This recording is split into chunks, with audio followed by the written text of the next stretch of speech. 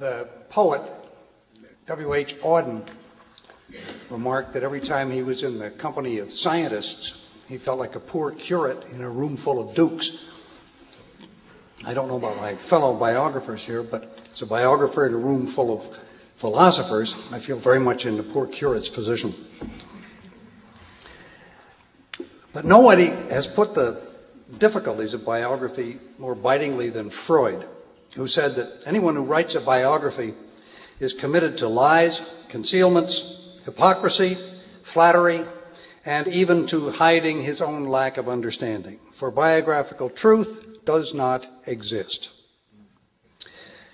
And Janet Malcolm carried this a step further.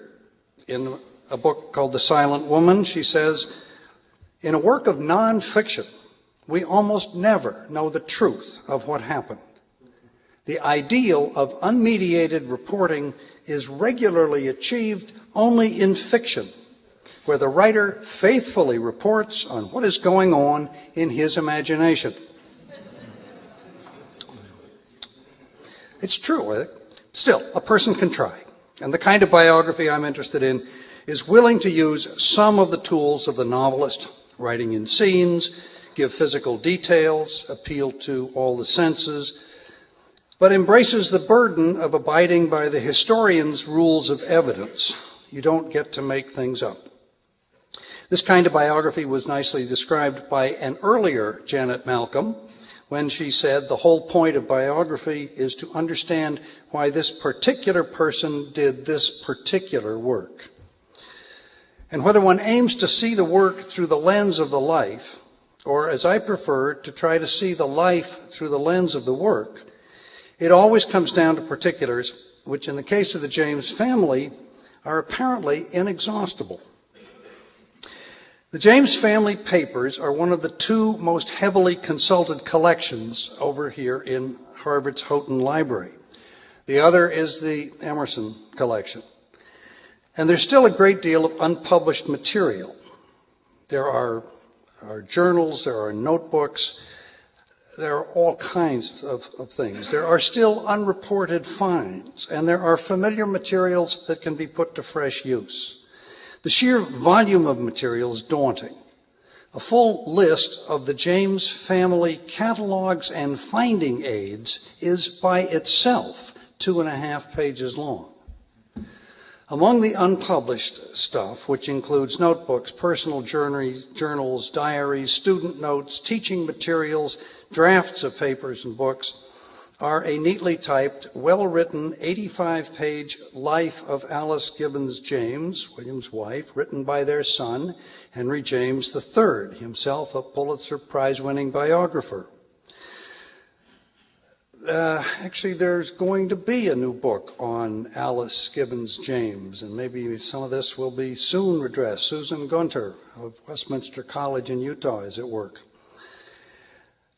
Another thing that is not in the Houghton collection is the diary that this same Alice kept, especially during her husband's last illness. It would be wonderful if this diary, which was last used, I think, by Gay Wilson Allen, could be located and made available. There's always something new to be found. One day in Houghton, I sent for an item identified in the catalog only as Counsels of Courage. This rang no bell, which is why I sent for it. It turned out to be a complete manuscript, printer-ready, of an anthology of the best of William James, selected and introduced by his son Henry, the son who also wrote a life of their mother, his mother. This manuscript still awaits a publisher. There is always something new to be learned from familiar materials as well. In a small appointment book used by William James during his second year as a student in Cambridge in 1862, a notebook frequently used by scholars, I saw an entry that read, "Car to Reedville," and then another that read, "Ticket to Reedville." There were half a dozen such entries over a 2-week stretch in late September. What was drawing William James away from Cambridge so often at the beginning of the school year? I went to 19th century maps of Greater Boston, and following the railroad lines, because car to Reedville means train, I soon found Reedville out in a corner of Dedham. Reedville was the site of a large Union Army camp. and William was visiting his younger brother Wilkie, who was training at the camp. I do not say this is an important discovery. It isn't. It may slightly change our notion of how close William was to Wilkie, but it shows that new information is often there right under one's nose. All biography is an effort to recover lost time. Marcel Proust, who knew something of that project, said, "What intellect restores to us under the name of the past is not the past.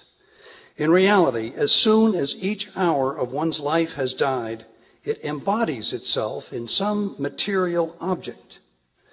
And there, in that material object, it remains captive forever, unless we should happen on the object, recognize what lies within, call it by its name, and so set it free." It's an early book of Proust's called Contre Saint-Beuve. 3 years after William James's death, his brother Henry said in a letter, William, was so admirable a letter writer that they will constitute his real and best biography. And the recently completed 12-volume correspondence of William James, so brilliantly edited by John McDermott and Ignaz Skrupselis and Elizabeth Berkley and Frederick Burkhardt, and so nobly and selflessly published by the University of Virginia Press, is the great biographical achievement of our time in James studies. And it will enable future work. From the first 3 volumes containing the lifetime correspondence of William and Henry, one can easily foresee a new book-length portrait of the relationship between those two brothers. A book that probably shouldn't wait for the completion of the just-launched Complete Letters of Henry James. This project, out of Creighton University and the University of Nebraska Press, edited by Pierre Walker and Greg Zacharias, is projected, I read in the first volume, for 140 volumes, of which the first, which is superb, appeared in 2006. But the work that will come in the wake of this complete publication of the 10,000 letters of Henry James cannot even now be imagined. Let me give a short description of another much more circumscribed project that there is a need for, and that is a volume that will just list, with minimal comment and date, everything William James is known to have read. Such volumes exist for Thoreau and for Emerson, and they make the life of the intellectual historian a little easier. I have made a start on such a volume with William James. I have a notebook with several thousand typed and alphabetized entries, and I'm happy to share it with anybody who's interested. But it is not complete. With only 10 years to put in on this project, I found myself stymied by the fact that the records of James's withdrawals from the Harvard Library ceased in 1884-5 to be recorded in the useful short title form. Baudelaire, Les Fleurs, and Petit Pont, both taken out November 23, 1875. That helps. I mean, you can really do it. But they began to be recorded only as numbers. 12564.35. And this was a number belonging to a catalog category that is no longer in use. Man. So, in the late 19th and early 20th centuries, the Harvard Library was growing so fast that it outgrew cataloging systems one after the other. It went through several. A book listed only by number in, say, 1887 can only be identified now by finding the appropriate old shelf list. And they've all been saved, and they're very bulky, and they're in huge containers. And you have to match the titles to the old locations. And it's very time-consuming work. Eugene Taylor has done a great deal on this, I believe, but there is still more to be done. This work needs to be completed before we can really look for a volume called William James's Reading, but it should be done. Let me close with one example of a Proustian moment recoverable from a book, though I got this one from the internet, from a blog entitled Anecdotal Evidence, run by Patrick Kerp of Houston.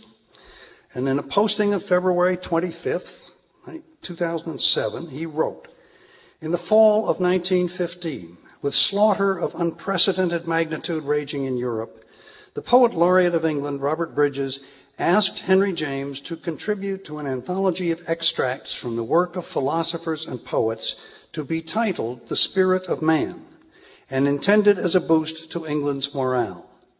Instead of choosing from his own work the ailing 72-year-old novelist, whose death was only 3 months away, suggested several paragraphs written by William in 1895. The passage comes at the end of an essay, Is Life Worth Living?, collected in The Will to Believe in 1897, and it includes these lines. If this life be not a real fight, in which something is eternally gained for the universe by success, it is no better than a game of private theatricals from which one may withdraw at will. But it feels like a real fight, as if there were something really wild in the universe, which we, with all our idealities and faithfulnesses, are needed to redeem. And first of all, to redeem our own hearts from atheisms and fears. The deepest thing in our nature is this dumb region of the heart in which we dwell alone with our willingnesses and our unwillingnesses, our faiths and our fears. Here is our deepest organ of communication with the nature of things. These then are my last words to you. Be not afraid of life. Believe that life is worth living, and your belief will help create the fact. So in the end, the master, Henry the Magnificent, the writer who could express anything, and now facing his own death, turned as he had done so often before, and as he now called all of England to turn to his brother's words, not his own. It says volumes about them both.